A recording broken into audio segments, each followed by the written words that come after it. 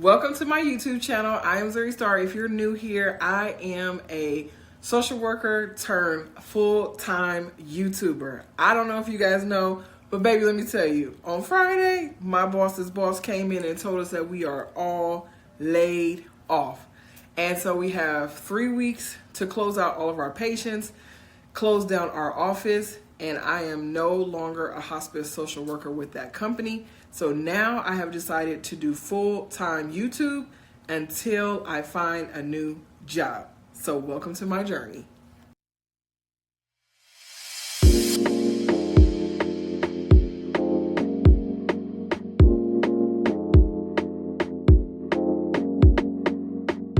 Have you ever just been at a crossroads in your life and you're kind of just like, what's next? I kind of feel like that's where I am right now. Like, when I got a divorce, I felt like, what's next? I've done all the things. What do you have left in store for me, God? Because I did the college. I went to college, got my master's degree, got my career, did my licensing for my therapy, started working on getting my private practice, and then realized I no longer wanted to do therapy because I don't like the whole bureaucracy and the red tape of health insurance. And then I got married, had the house, the dog, the kids, the trips, the beautiful pictures, all the things, right? And then when I got divorced, I was like, now what? What's next? So during my healing journey, I realized that I need to stop looking for the perfect family. Because let's be honest, I didn't grow up in the most healthiest home environment. That's why I became a social worker. I did not grow up in the most healthiest relationship with my parents. That's why I became a therapist. And I feel like a lot of things that I have done in my life has always been a trauma response to something that I have experienced. Does that make sense? Like, I started going out and feeding the homeless and all of that because I was homeless after Hurricane Katrina. And I wanted to help other people who had went through my situation. I also had started feeding the homeless when I was a young kid because I was a Girl Scout. And so that was something that I was always very passionate about. And then my passion kind of shifted when I lost one of my closest uncles to AIDS. And then I started going on this whole, like, not rampage, but like on this whole martyr system, like, oh, I have to help all these people who are affected with HIV and AIDS, and I want to become an HIV counselor, I want to become a tester and all these things. And that's what I did for 5 years when I was in Atlanta. Like, when I graduated from Clark Atlanta University, I got an internship at a nonprofit organization that works with patients who are infected and affected by HIV and AIDS. Because it's like, and I think like life experiences just kind of makes you change who you are as a person, and you kind of grow and develop from life experiences. Like, because let's be honest, none of us have a book on how life is supposed to go, right? Nobody has a book on it. We're all just learning on the go, right? So I want to get into a place where I want to do things that actually feel good to me, that I love, that I'm passionate about, that is not out of grief, that is not out of trauma. Like, I started working with patients who were infected and affected by HIV and AIDS because I lost my good uncle to that on my dad's side. And I loved him. He was an amazing person. And I just felt like I felt more connected to him after he was gone, when I was grieving, when I was working with people and helping people and giving them help. Ooh, I'm getting emotional already. Giving them help and services that my uncle did not receive. And that made me feel so good inside to be able to help other people with things that had came about, like the Ryan White program and all of these things like that my uncle didn't have the blessing to be a part of. And me getting into helping domestic violence victims and helping survivors and helping kids who have survived domestic violence. I did that because I was in a domestic violence relationship when I was in college. I hid it from everybody. I didn't tell anybody. It was one of my close friends who found out about it because I was attacked in front of them during a heated disagreement. Child can't even talk. During a heated disagreement. And I was living in New Orleans at the time, and I was away from my family. I lived in the house with this person. It was just really hard to like wrap my mind around how to get out. And I honestly felt like a fraud because here I am doing all these domestic violence workshops and classes and all this stuff. And behind the scenes, people don't know that I'm experiencing this actively right now while I'm doing these speaking engagements, while I'm doing these classes, how I'm teaching other people how to get out, and how I'm teaching people the whole power wheel and how they use manipulation and how narcissism plays a part into that, and how it's just a perpetuating cycle of the honeymoon phase, the trauma, and all these things. And then like I'm going home and this is happening to me. And it was like honestly embarrassing because I didn't want people to know. Like I was so ashamed. And that's one of the things that we deal with a lot as people is the secrecy, the shame, and the guilt. A lot of people don't want people to know. Like when I went through my divorce, I didn't want a lot of people to know that I was living in poverty. I didn't want a lot of people to know that I was dealing with depression. I didn't want people to know that I was having a hard time taking care of myself during my divorce. Like I would get up every day, I would cook, I would clean, I wouldn't always clean, but I would cook, I would take the kids to school, I would wash their clothes, I would take them to their extracurricular activities. But people didn't know I hadn't ate in 3 days. I hadn't bathed in 3 days. I hadn't brushed my teeth in 3 days. I hadn't combed my hair in 3 days. I hadn't cleaned my house or taken out the trash. Like people didn't know those things or didn't see those things. People didn't know I was on food stamps. People didn't know I was on Medi-Cal. People didn't know I was on Section 8. Like people didn't know I was going through all of these things because I had to show up as this like perfect little princess on Instagram. And then I found TikTok, and well, maybe like TikTok kind of found me. And people were talking about it, you know, like on YouTube, and people were talking about it on Instagram, and people were talking about it. And I was just like, oh, I wasn't on Facebook like that because I just feel like Facebook is like high school. And it's just like Facebook was so different when it started in 2005. When I got it in 2005, it was only for college kids. You can only log in with your college ID, and that was the only way that you can get on Facebook. And then they saw a market for extra people, more money, you know, when MySpace went down and nobody could have MySpace. So, you know, Facebook kind of capitalized on that market. And if you guys don't notice, like Facebook capitalizes on all the markets there is. That's the only reason why they have Facebook Reels, because they were trying to capitalize on the TikTok market, but nobody can beat the TikTok algorithm.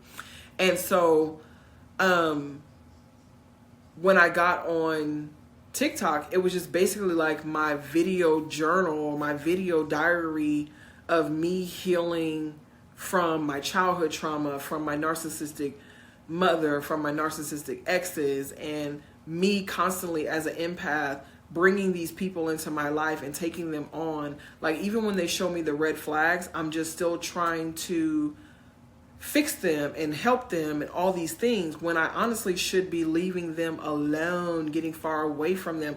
But the unhealed version of me wanted to fix and save everybody when I really needed to be fixing and saving my damn self. Let's keep it real. Like, I'm sure there's times in your life that you have been out there and you have seen the red flags in friendships, in jobs, in classmates, in relationships, in your own blood family, and you're like, this don't feel comfortable, this don't feel right, but I'm just gonna let it play out. And then you just constantly let these people walk all over you, get over on you multiple times, like over and over and over, and you constantly keep thinking, well, they're gonna change next time, they're gonna change next time. They're honestly not gonna change next time. And it wasn't until I started healing, going to therapy, and start working on myself that I realized that, yeah, no, this isn't for me. Like, I remember my therapist telling me one time that she wanted me to read this book, and it was basically a book about forgiveness after infidelity. So one of the things that I dealt with in my marriage was infidelity. And my therapist was telling me, like, I need to learn how to forgive and get past it and move past this and this and this and this and that. And I remember telling her, like, I don't want to do that. I don't want to get past it. I don't want to move past it. I don't want to forgive and forget. I want to forgive and move on. Like, I knew that I was leaving my marriage a year before I physically left. Like, I was already checking out, and I was just doing things that was outside of my morals and my characters just to abide by and get by, to get through it, to be able to get to the other side. And my plan was I was going to start applying for jobs because I was a stay-at-home mom. My plan was I was going to start applying for jobs to get out of this situation. I was applying for jobs and nobody was hiring me. But let me tell you something. Let me tell you how good God works. As soon as I left, boom. Soon as I left in December. I had my first job interview in January. I started my job in February. Do you understand me? I went to one interview. They hired me on the spot. Okay, granted, I did end up getting fired from that job because I was so depressed. I was crying in the bathroom all the time, and I was working at a call center, and I absolutely hated it. But it was a job that I needed to get to be able to get by, to be able to take care of my kids. My kids were in daycare 10 hours a day. I hated it. I became a single mom overnight to 4 children because I still have my foster daughter who is now adopted by my ex-wife. And so it was hard, and she's autistic and she has a lot of needs, and we were all in therapy. We were in family therapy. I was in domestic violence therapy, domestic violence survivor therapy. The kids were in therapy, individual therapy, family therapy. She's in her own therapy as well as ABA therapy. It was a lot. And needless to say, I didn't last very long at that job. And then I started going full-time on content creation, right? After I got fired. And it was hard because I was dealing with all the depression and I was just trying to get out of the fog. And let's be honest, I left in 2021. I didn't get out of the fog of all the stuff that I had to heal from until 2024. It honestly took me 3 years to heal all the stuff that I was going through, heal all the stuff that I never talked about, heal all the stuff that I was hiding. And it took time. Therapy helped, walking and journaling helped, meditation helped, becoming a content creator on TikTok and helping other women who were going through the same things I was going through. Everybody wasn't in domestic violence relationships, but a lot of them were dealing with infidelity. Well, that's basically domestic violence because of the way the power wheel works, the psychological and emotional abuse of it. And some people didn't realize that domestic violence is not just physical abuse. It's also the emotional turmoil that they put you through, the lying, the sneaking, the gaslighting, all the stuff that you go through. And gaslight is basically like when you say, I saw your phone, I saw you text messaging that girl, you must be meeting up with her, why are you cheating, blah, blah, blah, blah, blah. She's calling you all times of the night while you're sleeping, and she's sending you pictures, blah, blah, blah. And they're like, I don't even know that girl. I don't even know how she got my phone number. I don't even talk to her. But then when you go on their Instagram, you see that they're following each other, they're hearting each other's stuff, and blah, blah, blah, blah. So that's gaslighting. Like, they're lying to you to cover up another lie, and then they get caught in that lie, and then they lie again to cover up that lie. That's basically gaslighting. Trying to make you believe that you're crazy when you're not crazy. And I just realized, like, healing is not linear. It takes time. Like, I still have moments, now that it's 2025, I still have moments where certain things trigger me. And that's just going to be something that happens for the rest of my entire life. And I just got to deal with that. And I just got to get over that. Just like I still have PTSD from Hurricane Katrina. When I hear water running, like bath water running, it triggers me because I'm scared that the house is filling up and it's flooding because I experienced Hurricane Katrina. So there's just different things that you might go through in your life, just like soldiers who go to combat. When they come back, cars backfiring triggers them. So there might be things in your life that might trigger you and you don't even realize that it triggers you. It might be the way your husband speaks to you or the way your wife speaks to you, and it's like in this condescending tone that kind of reminds you of the way your caregiver used to talk to you when you were little, that made you feel unseen and unheard, and those things start to trigger you.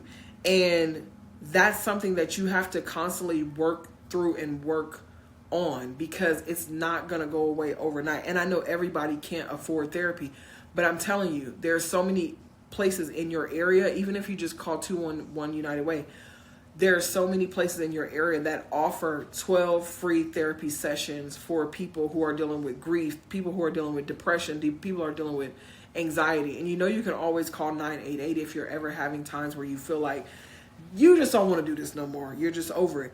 I've been there. I felt like that. The last time that happened to me was in 2021. I got this tattoo to remind myself to stay here for myself and to stay here for my kids. This tattoo says, I love you, with a semicolon, because my story is not finished yet. And that wasn't my first time. My first time was when I was 15 and I was going through my childhood essay trial.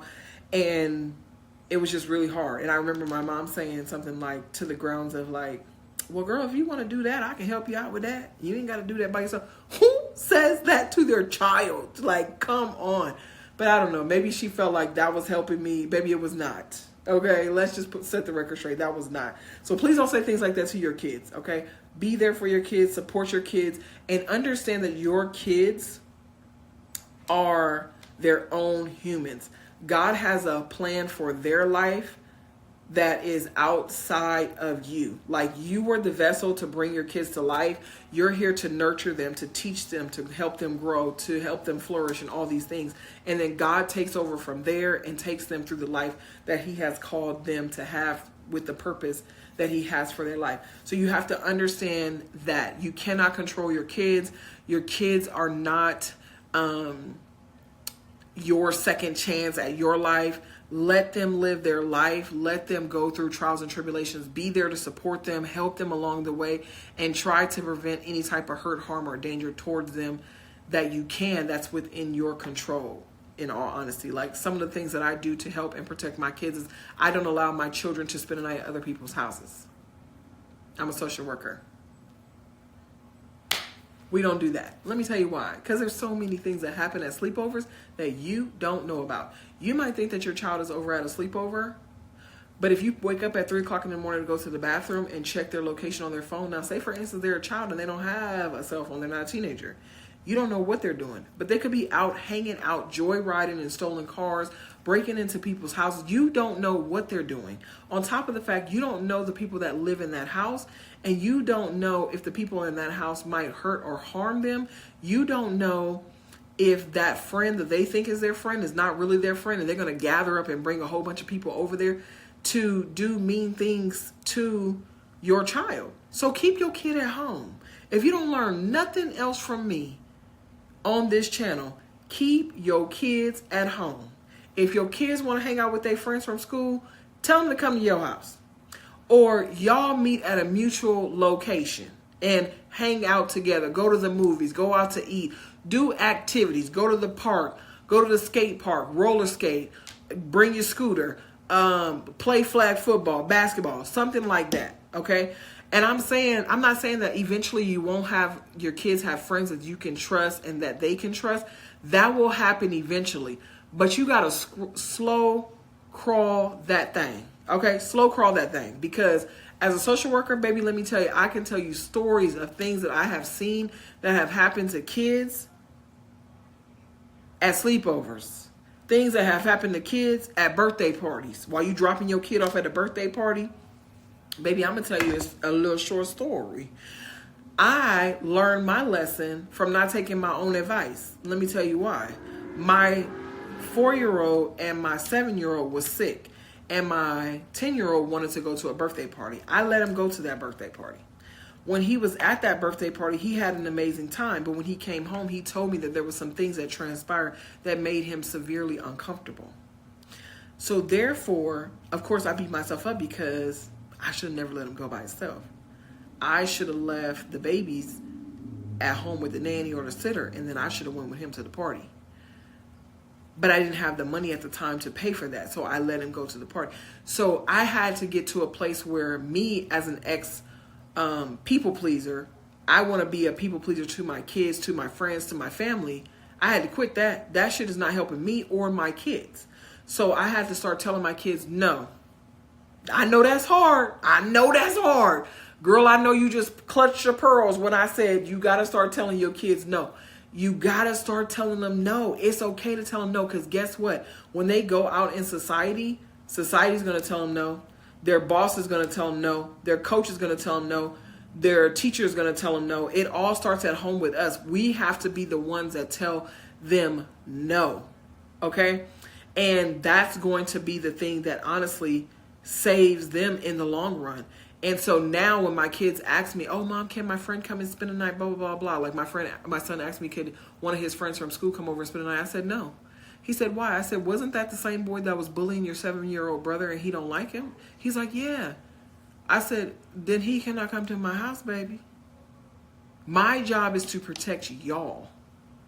You can have that. I don't even think, honestly, in all heart of hearts, I honestly feel like you shouldn't even be friends with someone who is mean to your brother, regardless of how long you've known them.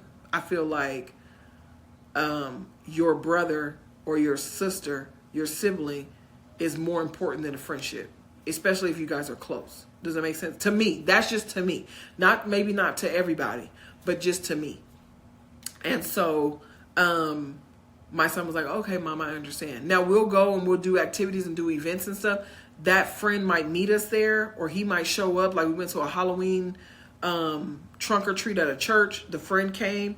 He hung out with my son or whatever, and the mom was there. We talked. I talked to her about the bullying that her son does to my 7-year-old. She said she would talk to him about nipping in the butt. We haven't had no more problems. But that doesn't give me security to think that my 7-year-old is safe around this child alone. So therefore, as a mother, it is my job to protect them. So saying all that to say, we as a person have to heal our childhood trauma. And a lot of people say, I don't got no childhood trauma. I didn't go through nothing. You had to went through something. You're human. Everybody, it doesn't matter what your socioeconomic status is. Trauma don't care about that. Trauma don't care about color. Trauma don't care about gender. Trauma don't care about education. Trauma don't care about socioeconomic status. Trauma don't care about how much money you got in your bank account. Okay? Trauma is trauma. Going through a death is trauma. Going through a separation is trauma. Going through a house fire, natural disaster, that's trauma. Going through childhood essay or abuse or neglect or emotional abuse, physical abuse, those are all different types of traumas, okay? Seeing one of your friends at school get bullied or beat up, that's a trauma, okay? Listening to different things that has happened in other people's lives or things that have happened in your neighborhood, that's trauma. Getting in a car accident, that's trauma. Like, there's so many things in life that is considered trauma. Now, some things can be very small and minute, and some things can be huge, very huge. Okay? Like my senior year, I had decided that I was going to go to the military. And I was like, I'm so excited. I'm going to go to the military. I want to be a Marine. Woo, woo, woo. I started working out. I was walking. I was doing crunches, sit-ups, all this stuff because I wanted to make it through basic training. I started my senior year in high school the last week of August in 2001. And then guess what happened on 9/11? Boom. I ain't going to no military. I'm not going. I'm too scared to go and put my life on the line, and we in a war now. I can't do it. So that traumatized me, listening and watching on the news people jumping to safety, which was pretty much not their safety. It was their one-way ticket to heaven. I was traumatized from that. I was like, I don't want to see that. I don't want to be around that. I don't want to have to do nothing to nobody. If you know what I'm saying. Like, I'm not doing that. I'm going to college. Okay? I had a 2.5 GPA and was not an excellent reader. Okay? I was hooked on phonics, trying to get better at reading. Okay? My reading was so bad, I was reading sophisticated when it's sophisticated. Okay, that's how bad it was. So I had a 2.5 GPA, but I said I'm going to college. I don't care what they say. I went to college. I got me a tutor. I was learning how to better read, do my phonics, all the things. Went to school, ended up getting a scholarship. Went to college at Dillard University, had an $8,000 tuition scholarship. My mom had to pay for my dorm and my house, my food plan. And that was it. I went to school, finished, got my bachelor's degree, graduated 3.5 GPA. How I did it, I don't know. It had to be the hard work and the tutoring. Then I went on to get my master's degree. After I went through Hurricane Katrina, and became an alcoholic, I still pushed myself to go after what I wanted to do. I didn't let adversity get in the way. I didn't let my trauma hold me back. I didn't let life get in the way. Because if you go to college, you know they ain't never got the paperwork right. Financial aid ain't never got they stuff in order. Everything come through at the last minute in the clutch. You over here about to pack up your dorm because your financial aid ain't hit. You don't know if you're going to be able to stay. It's just college be a mess, but it'd be good to go because you get your education. And when I grew up in the 90s, that's what everybody was doing. Everybody was going to college to get a professional degree. There was no social media, so people wasn't on social media making money. There was no YouTubers. YouTube didn't even come to 2005, and it was made by college kids. Facebook didn't come to 2005. It was made by college kids. So, saying all that to say, I followed my dreams, even though I had the naysayers in the back of my ear saying, that ain't gonna work, you ain't gonna be able to do it. Like, I get people all the time on TikTok say, you're never gonna make it as a 40-year-old on YouTube. Watch me. Do you know right now I follow a man on YouTube who is 70 years old, who had to start over after he got a divorce from his wife, ended up retiring or losing his job before he was able to retire, so he ended up living off his pension.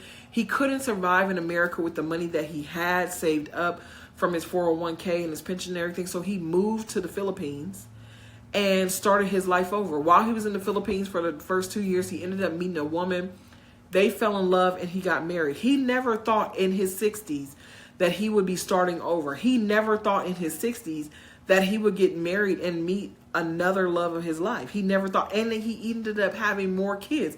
His kids are like in their 40s, but he ended up having 2 more children in his 60s with his new wife. Now he's 70 years old, and he's on YouTube, and he teach people how to get visas, how to become expats in Asia, how to start over in their 60s, what to do when you retire, how to save money for retirement. He teach people all kind of stuff, and he's booming on YouTube, okay?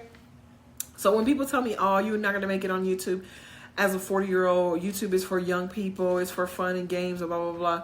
I don't listen to any of that. I just go based off what God gives me in my gut feeling, and I just keep going.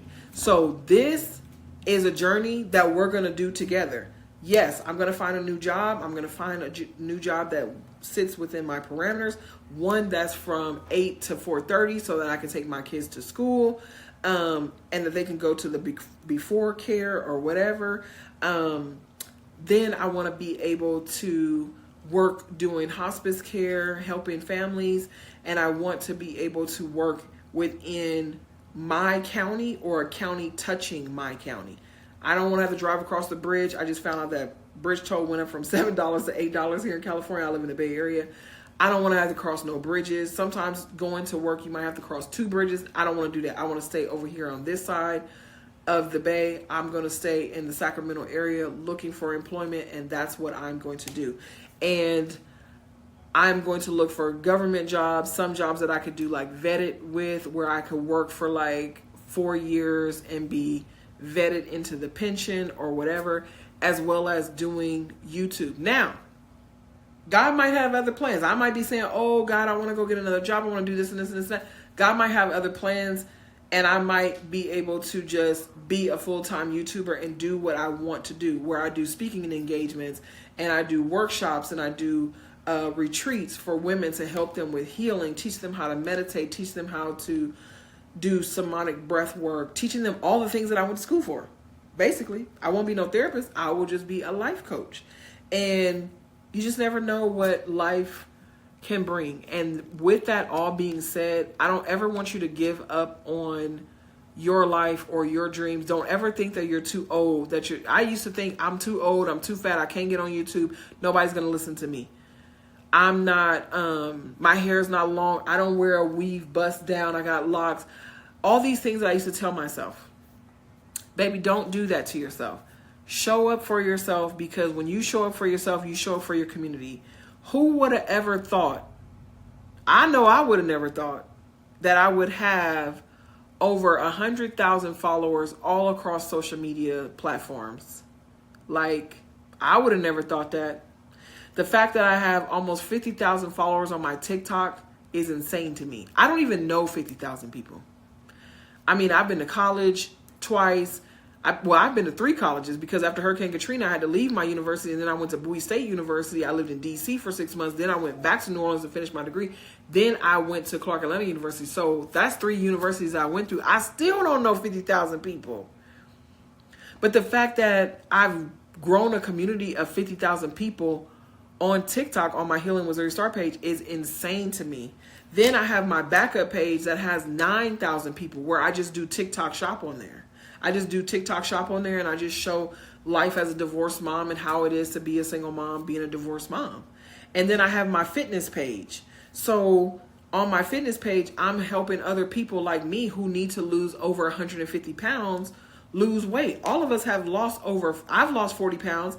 Some of them have lost over 50 pounds. Some of them have lost over 60 pounds since I started that page in August. That page has 26,000 followers. Like, there's just something so beautiful about having this huge community, and not to mention all the people that I have on Instagram and the people that I have on Facebook. Well, I deleted my Facebook, so I guess that don't count no more.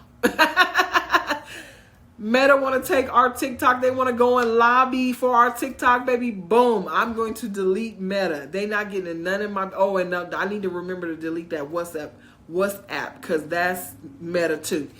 And I think I probably ended up... Well, I deleted all my Instagram pages. I had 3 Instagram pages. I deleted all my personal Instagram pages. I only have 1 Instagram page left, and that's the one that's connected to this one, which is my business healing page where I sell my digital products for healing. And I used to do one-on-one coaching, but I don't do that anymore because I work full-time and I just don't have the time to do that and be there for the kids as a single mom. So saying all that to say, never give up on your dreams. Never think so small of yourself that you can't do hard things, that you can't show up and be a content creator. I mean, if you could see what I'm using right now, let me see if I can show you on my phone. Like, I don't even have a tripod. I'm just using this is my iPhone. I use all of this to do my vlogs. This is my iPhone 13. I use this to do all of my vlogs that you see on my YouTube. And then, maybe I could do it like this. And then you can see what I'm using right now to record this YouTube video. You don't need hella fancy equipment. All you need is a candle, something that'll hold it up your iPad, record your video. I'm using Loom to record my video. Use Loom to record your video. Use CapCut or iMovie or InShot to edit your video. And boom. That's all you gotta do. That's all you got to do. You don't have to overthink it. Okay? You don't have to overthink it. You don't need like all this extra light. I'm just using regular sunlight coming into my house. I don't have no ring lights or anything like that. I will order some on Amazon. And just do what you feel is good. If you want to get up and pick up the camera and you want to teach people how to make cookies or bake carb-free items or low-carb meals, or you want to teach people how to make your southern dumplings, or you want to teach people how to clean their laundry by hand, or how to homestead, or how to homeschool their kids, whatever you want to do, pick up your $1,000 camera from China and record and post it on YouTube. And your community will come. Your people will come. Okay? The people will come. Your tribe will come. God will bring your tribe, will bring your people.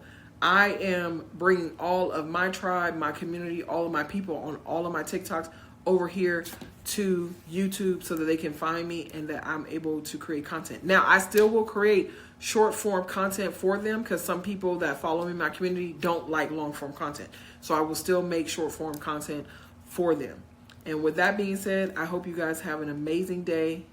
I hope that you know that you are loved. I hope you know that God loves you and that you are amazing. And even in your weakest moments, God is always with you. He is always healing you. He is always making a way out of no way.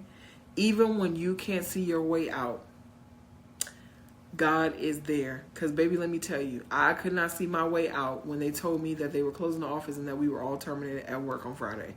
I was like, what? I was so depressed on Friday. I didn't even eat dinner. I was so depressed on Saturday. I was just moving and doing what I had to do for the kids. I came home. I told the kids I need to lay down and take a nap. I told them what was going on with work. I told them I need to lay down and take a nap. Baby, I lay down and went to sleep, and I didn't wake up for 5 hours. I was so emotionally just drained, because you have in your mind, like in your mindset, I'm thinking in my mindset, I'm going to stay at this job. I'm going to buy a house. I'm going to relocate out of state where I can buy a house that I can afford with a mortgage that's not $3,500 a month like in California.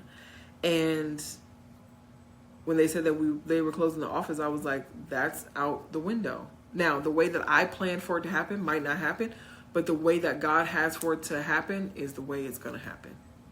I love you guys, and I will see you in the next video. Make sure you like and subscribe, and make sure you put that bell whistle on so you can get the notifications. You need the notice, chat. See you in the next video. Love you. Bye.